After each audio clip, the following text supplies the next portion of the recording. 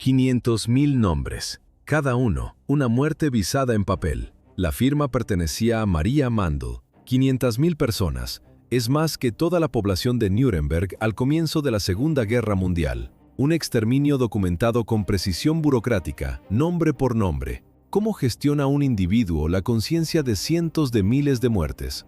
A través de una estricta reglamentación, un uniforme y botas pulidas. Cada mañana su ritual era administrativo, no violento. Se ponía un uniforme recién planchado, limpiaba sus botas hasta que reflejaban la luz. Después se sentaba en su escritorio, donde esperaban pilas de papeles.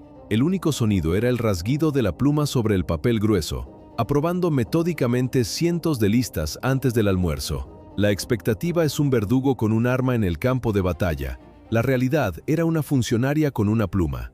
Su trabajo terminaba para la pausa del mediodía. Maria Mandl no parecía un monstruo y no tenía una pistola en la sien cuando entró voluntariamente en el sistema. Hace más de 75 años fue ejecutada por sus crímenes. La noche antes, su última petición fue un objeto de rutina. Pidió un espejo. El aparato que la convirtió en un instrumento del Estado inició su formación en mayo de 1939, en el campo de concentración de Ravensbrück. Era el único gran campo del Reich construido exclusivamente para mujeres, un centro de formación. Ravensbrück funcionaba como la principal escuela para guardianas, las Aufseherinnen. Estableció el estándar administrativo de crueldad para toda la red de campos del régimen. Por sus puertas pasaron 132.000 mujeres, 92.000 de ellas murieron. Las cifras definían el programa de estudios. Allí, Mandl no se limitó a aprender el sistema, lo perfeccionó. El aparato recompensó su competencia con un ascenso. En abril de 1942 fue nombrada supervisora principal, pero la obediencia pasiva se transformó en iniciativa.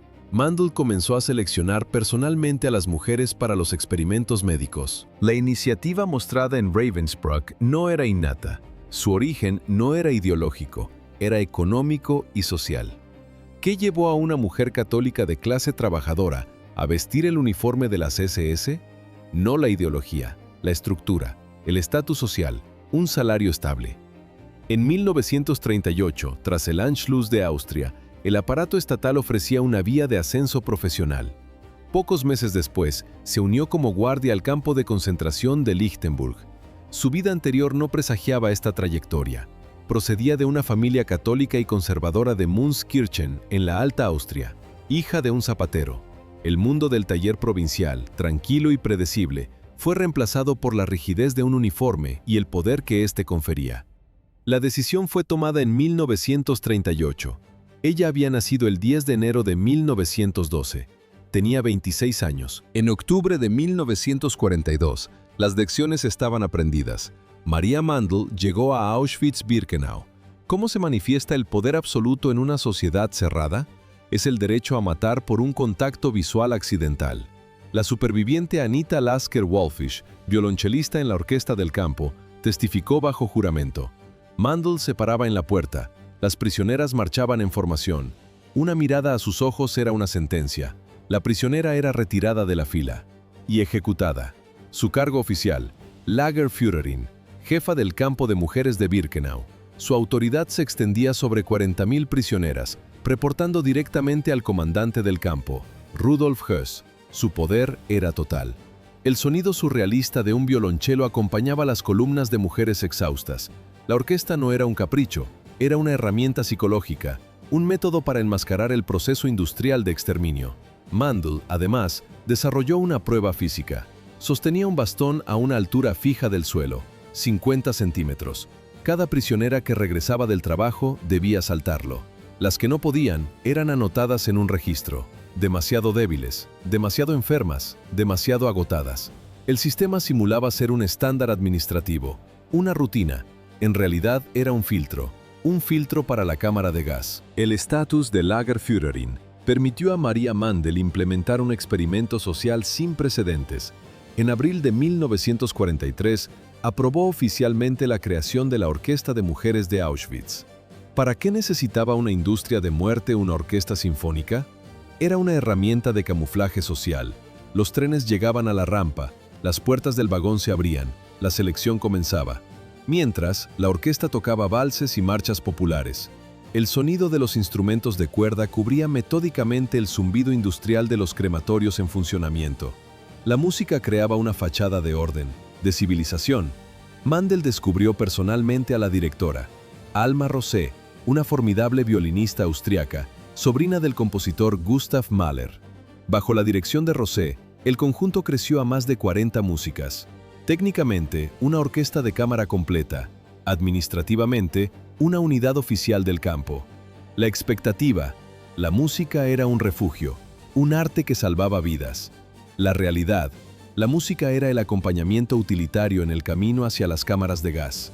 Los domingos por la tarde, los oficiales de las SS se sentaban a escuchar. Schubert, Brahms. El doctor Joseph Mengele era un asistente frecuente, y los testimonios indican que las actuaciones a menudo lo conmovían hasta las lágrimas. A pocos metros de distancia, las chimeneas no dejaban de operar. El poder de Mandel sobre la vida y la música era total. Una prisionera francesa, la cantante Fania Fenelon, a veces era despertada en mitad de la noche. Mandel le ordenaba cantar para ella en privado. La fachada cultural se derrumbó. En otoño de 1944, el avance del Ejército Rojo forzó la evacuación de Auschwitz. Mandel fue transferida a Mühldorf, un subcampo de Dachau. Allí el Reich intentaba desesperadamente mantener su potencial industrial. Prisioneros eran forzados a construir instalaciones subterráneas para el caza a reacción Messerschmitt 262. Incluso en el caos del colapso, su función no cambió. Mandel continuó ordenando selecciones.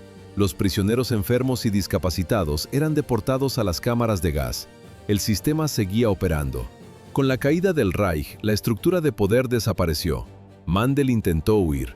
Buscó refugio en Múnich, en casa de su padre. Su propia familia se negó a acogerla. El estatus se había evaporado. Su autoridad ya no existía. El 10 de agosto de 1945 fue arrestada por las fuerzas estadounidenses. Los interrogadores registraron una observación oficial. Describieron a Mandel como inteligente, sofisticada y cruel. La oficial descrita como sofisticada y cruel fue llevada a juicio. Cracovia, 24 de noviembre de 1947. En el primer juicio de Auschwitz, 44 miembros de las SS enfrentaron al tribunal. La defensa de Mandel fue simple, negación total. ¿Cómo demostrar la culpa ante el rechazo absoluto? A través de los testimonios detallados de los supervivientes. Subió al estrado un testigo, luego otro y otro. El sonido monótono de una máquina de escribir fijaba cada acusación en el acta judicial. Las declaraciones eran precisas, nombraban a Mandel, describían las elecciones, las palizas, los niños separados de sus madres. Las historias, separadas por años y barracones, coincidían con exactitud burocrática. Un detalle se repetía, la llamada prueba del bastón en la puerta del campo. La memoria colectiva destruyó la defensa institucional. El 5 de marzo de 1947, Mandel cedió. Admitió haber firmado la mayoría de las listas de exterminio. 500.000 vidas.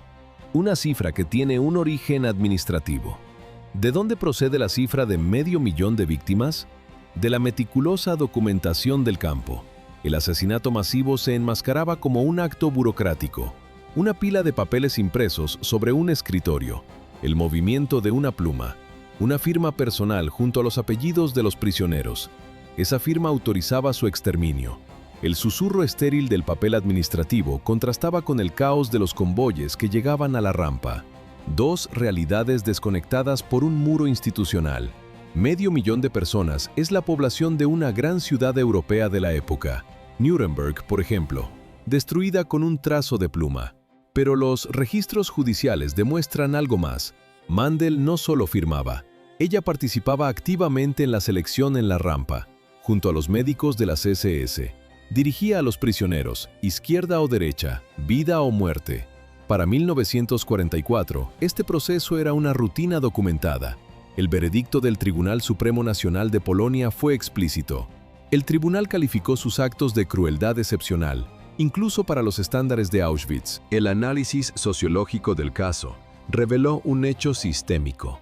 En el banquillo de los acusados no se sentaba una sádica congénita, se sentaba el producto de un entorno laboral estandarizado. María Mandel, origen, una familia de clase trabajadora. Educación católica, una vida ordinaria. ¿Cómo una joven común se convirtió en arquitecta de ejecuciones masivas? La respuesta reside en los mecanismos de promoción profesional del sistema. Su carrera fue una progresión burocrática, un puesto de oficina, la firma de documentos, la ejecución eficiente de órdenes. El sistema le entregó poder, un poder absoluto, el control sobre 40.000 vidas, el equivalente a la población entera de una ciudad provincial alemana de la época. La justificación era simple: conveniencia administrativa. Su crueldad no fue un exceso, fue un requisito funcional. El sistema no solo toleraba sus actos, la recompensaba por ellos. Cada iniciativa que optimizaba el exterminio se traducía en ascensos, más rango, más autoridad. El sonido seco de un sello de goma sobre las órdenes de promoción se convirtió en la métrica de su éxito. El veredicto histórico es una constante sociológica. Cuando las instituciones valoran la eficiencia por encima de la conciencia, convierten a ciudadanos ordinarios en instrumentos del sistema. El producto de este sistema escucharía su estatus legal definitivo el 22 de diciembre de 1947. El Tribunal Supremo de Justicia en Cracovia emitió el veredicto: condena a muerte. Fue trasladada a la prisión de Montelupich en Cracovia. Durante la ocupación, la Gestapo había usado ese mismo lugar para torturar a prisioneros políticos polacos. La simetría histórica era absoluta. Allí, la compostura del funcionario se fracturó, la máscara social se desintegró, solicitó la presencia de un sacerdote católico, se confesó. Días antes de su ejecución, buscó a una exprisionera a la que había maltratado, le pidió perdón. La respuesta de la superviviente no consta en los registros históricos. Cualquier fachada de control había desaparecido. En su última mañana se resistió físicamente a los guardias. La resistencia fue inútil. La maquinaria legal ya había fijado la fecha: 24 de enero de 1948, 7:32 de la mañana. El sonido sordo y seco de la trampilla del cadalso en el patio de la prisión. María Mandel, con 36 años, fue la quinta ejecutada. Antes que ella, Arthur Liebehenschel, Hans Aumeier. El protocolo se cumplía sin pausa. Sus últimas palabras, en polaco: Polska żyje, Polonia vive. ¿Fue un arrepentimiento genuino? La comunidad académica hasta hoy clasifica el acto como un teatro político final. Su cuerpo no recibió sepultura. Las autoridades lo entregaron a estudiantes de medicina como material de estudio anatómico. La antigua funcionaria del sistema de exterminio se convirtió en un objeto para la ciencia. 21 criminales de guerra nazis fueron ejecutados en una sola jornada. El cuerpo de María Mandel no tuvo un funeral, se convirtió en un objeto para la ciencia. Anónimo, sin ceremonia pública, sin duelo familiar. Sus restos fueron puestos a disposición de la Facultad de Medicina de la Universidad de Cracovia para su disección. Mientras su identidad biológica se borraba, un archivo documental comenzaba a construirse. Las supervivientes de la orquesta femenina iniciaron la preservación de la memoria. El susurro de las páginas de sus memorias y testimonios publicados documentaba cada crimen. La orquesta de mujeres la sobrevivió por décadas. Una de sus integrantes, la violonchelista Anita Lasker-Wallfisch, vivió hasta los 100 años. Sobrevivió a su verdugo por casi 7 décadas. Posteriormente, Lasker-Wallfisch se convirtió en cofundadora de la English Chamber Orchestra, transformando la cultura de un instrumento de terror a un símbolo de renacimiento. La música, utilizada como arma en el campo, se transformó en la prueba documental, una evidencia forense que la superó en el tiempo. La música sobrevivió a su instrumentalización.